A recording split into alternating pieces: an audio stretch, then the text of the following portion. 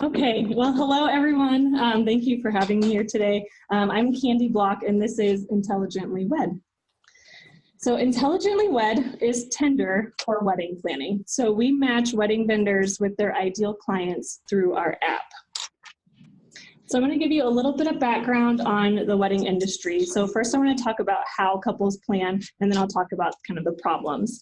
So the average age of couples getting married is 33, which means the bulk of couples getting married are millennials. So 80% of their planning is done online, and 66% of couples use some form of a planning app.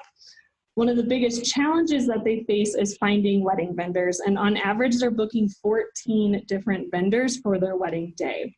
And according to the wedding report, there's an estimated 245,000 wedding vendors in the United States. So this causes a problem that's twofold. First is that engaged couples find it very overwhelming to research vendors and narrow down their search and hire just one person per category. There's a lot of stress and a lot of expectations on a wedding day. So they want it to be perfect, and it's hard to narrow that down. For wedding vendors, it's really competitive, and they find it difficult to get in front of the right couples, so they're booking their ideal clients every time. So what's currently available? The first are wedding directories. These are the largest, most well-known, The Knot and Wedding Wire.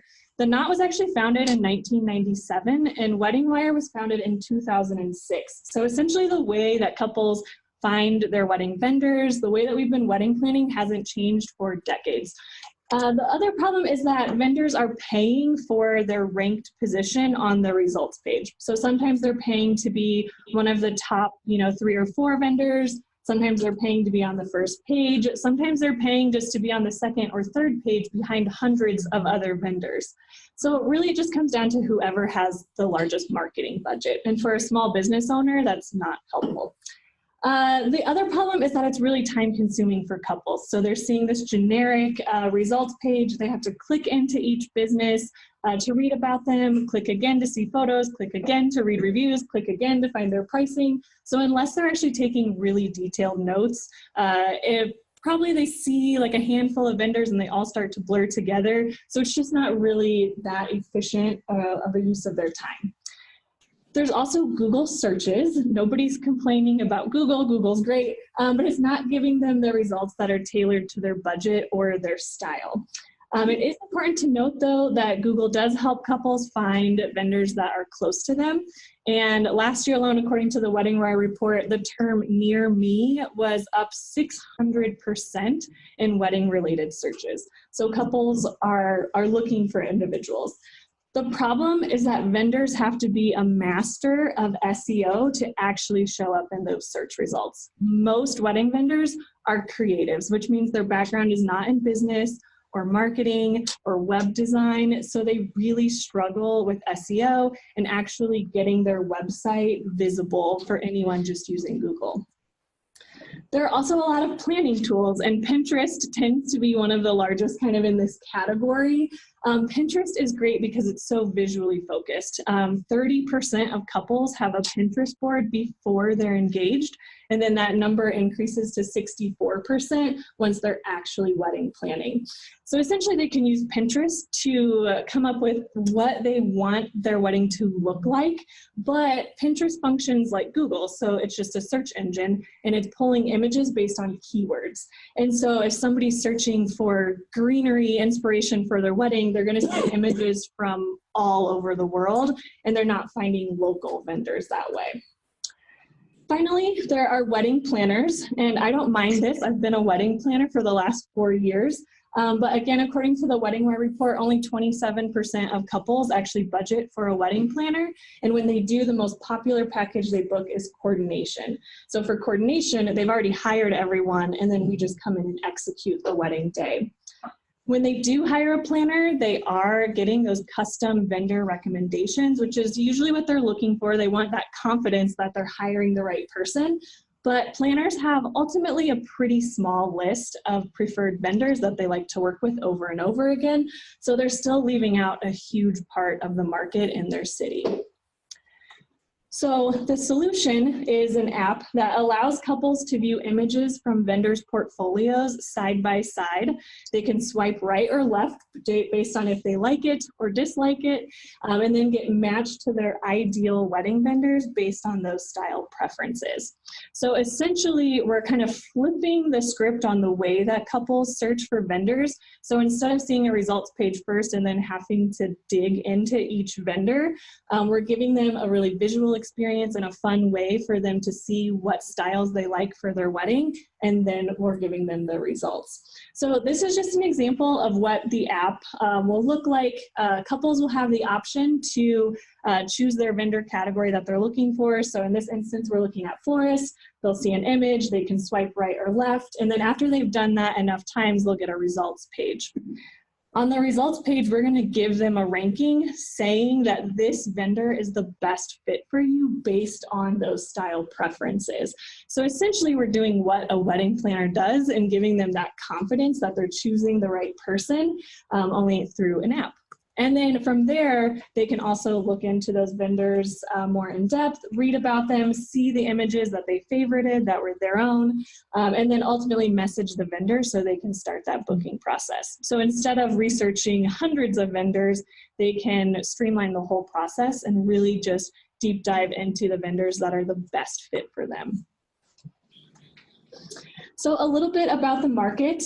We need wedding vendors on the app to get engaged couples on the app, and then the more couples that are on the app, the more vendors that will want to be there. So it is a little bit cyclical.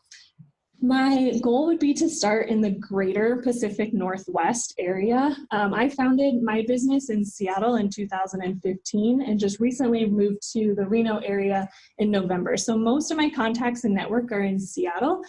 Which is why that feels like a natural fit, and then kind of filling in geographically with San Francisco and Portland.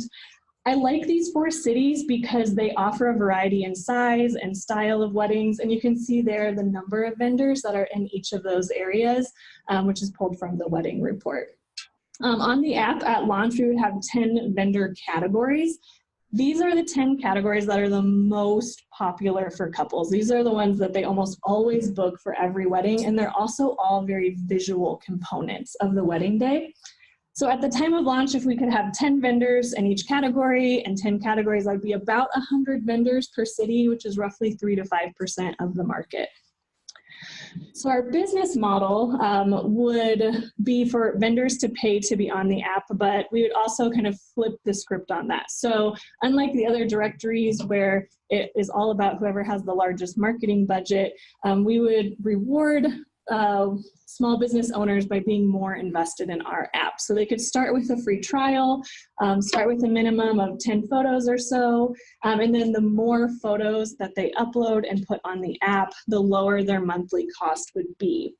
Ideally, this is important because couples are going to be able to swipe through photos really quickly, and so we need to make sure that there's enough content there and enough photos from each portfolio that we can be really confident in the ranking results that we're giving them to say these people are going to be better for you than these other vendors. So even if everyone was at the advanced level, if we had 4 cities with 100 vendors in each one at $60 a month at the time of launch, we could have a revenue of $288,000.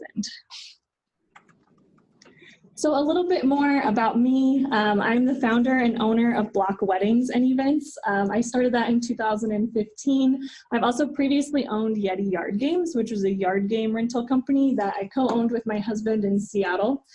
Since I've been in the events industry, I've coordinated over 70 weddings. Last year alone, in the summer season, we would rent out games to over 100 different weddings and events during the peak season. I've also mentored and trained other wedding coordinators and individuals in the industry. I've trained someone that has her own wedding business now. I have another coordinator with me that's based in the Seattle area. And I've also led a group of creative entrepreneurs. It's a networking group in Tacoma, Washington. It's part of a larger national group called the Rising Tide Society. Most of those individuals are in the wedding industry. So I led that group in Tacoma, and then I'm also a member of the group here in the Reno area. And my ask of StartUpNV is for acceptance into the program because I really am looking for mentorship. I love being a business owner. I've always considered myself a creative entrepreneur in the wedding space. This is the first time that I am entering more into a tech startup field. And so I know there was a big learning curve when I started my business, and I know there's going to be another learning curve here. So these are kind of the big areas I think I'll have questions on, and I would like to surround myself with a good team to get me there. So this is my contact information. Thank you very much for hearing my pitch, and I'm happy to answer any questions.